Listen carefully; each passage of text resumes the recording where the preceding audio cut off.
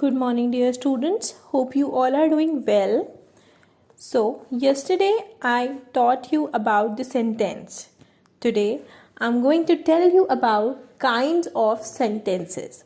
So, let's start. We divide sentences into 4 parts. That is, statements, questions, desires, and exclamations. Through each type of sentence, we express different kind of ideas and feelings. जो sentence होते हैं हम उन्हें 4 type में divide करते हैं. एक statements, एक question, desires and exclamations. Through each type of sentence we express different kinds of ideas and feelings. हम हर अलग अलग तरह के सेंटेंस से अलग अलग काइंड के आइडिया और फीलिंग्स को एक्सप्रेस करते हैं. Statements. A statement tell us something. It ends with a full stop.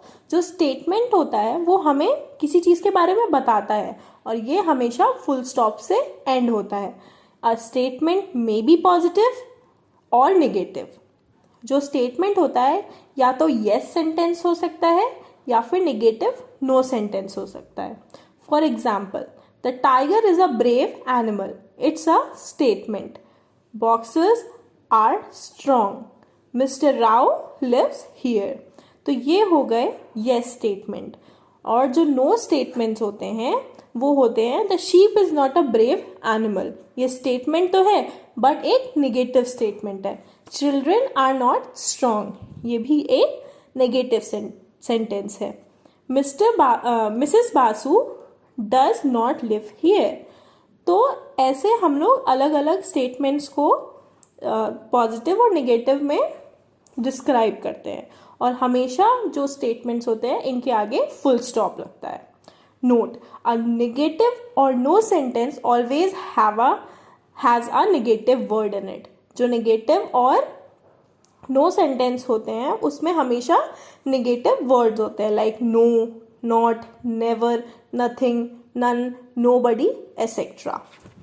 A statement is also called an assertive sentence. Next is questions. A question asks something, it ends with a question mark. Question क्या होते हैं? ये किसी से कोई चीज़ जब हम पूछते हैं तो उसे क्वेश्चन बोलते हैं और ये हमेशा क्वेश्चन मार्क से एंड होता है. See how we can change a yes or no sentence to a question. अब हम देखते हैं हम कैसे yes और no सेंटेंस को क्वेश्चन में चेंज कर सकते हैं. He is a student. तो इस पर हम क्वेश्चन क्या बनाएंगे? इज ही अ स्टूडेंट और क्वेश्चन मार्क लगाएंगे. They are swimmers. Are they swimmers? Then we will put question mark. She was not a singer. Was she not a singer? Then question mark. She has a ruler. Has she a ruler? Question mark. इसी तरह हम yes और no sentences को question mark में change कर सकते हैं और हम हमेशा जब कोई क्वेश्चन पूछ रहे होते हैं तो उसके आगे क्वेश्चन मार्क ज़रूर लगाते हैं. We may answer the above questions by saying yes और नो. हम क्वेश्चंस का आंसर येस और नो बोल के दे सकते हैं. The being verb comes before the subject when it is the only verb in the question sentence. Example, are you an artist? Was she a poet? Is he a student? Question mark. Also, has Arun a storybook? Have they any bats and balls? Question mark. The being verb, ये जो being verbs होते हैं ये हमेशा subject के पहले आते हैं. When it is the only verb in the question sentence, अगर वो सिर्फ मतलब इकलौते वर्ब होते हैं पूरे सेंटेंस में तो वो हमेशा सब्जेक्ट के पहले आते हैं. Next is desires. In some sentences we request or order someone to do something. We also express our wishes, give advice to somebody और pray for something. These sentences are known as desires. Desires क्या होते हैं? कुछ sentences में हम कुछ लोगों को या तो ऑर्डर दे रहे होते हैं या रिक्वेस्ट कर रहे होते हैं. We also express our wishes, give advice to somebody और प्रे फॉर समथिंग. और कभी कभी हम किसी से अपनी विशेस को बताते हैं या किसी को कोई एडवाइस देते हैं या किसी को किसी चीज़ के लिए कभी प्रे करते हैं, तो इन ऐसे जो सेंटेंस होते हैं इन्हें डिज़ायर्स बोलते हैं। Please bring me a glass of water, तो ये क्या है, ये एक रिक्वेस्ट है, तो ये डिज़ायर में आएगा। Get up and clean the room, it's a order. Live long and be happy, ये एक विश है। Always speak politely, advice. तो ये जो ऊपर मैंने सेंटेंसेस पढ़े, ये सेंटेंसेस मिक्सचर है रिक्वेस्ट, ऑर्डर, विश और एडवाइस का। पहला सेंटेंस क्या था, please bring me a glass of water, मैं प्लीज़ मेरे लिए एक ग्लास पानी का ले आओ, तो ये क्या हुआ, रिक्वेस्ट हुई। हम किसी को ये ऑर्डर नहीं दे रहे हैं, किसी से रिक्वेस्ट कर रहे हैं प्लीज़, तो ये एक रिक्वेस्ट हुई। Get up and clean the room, तो ये क्या है, ये एक ऑर्डर है, उठो और रूम को साफ करो।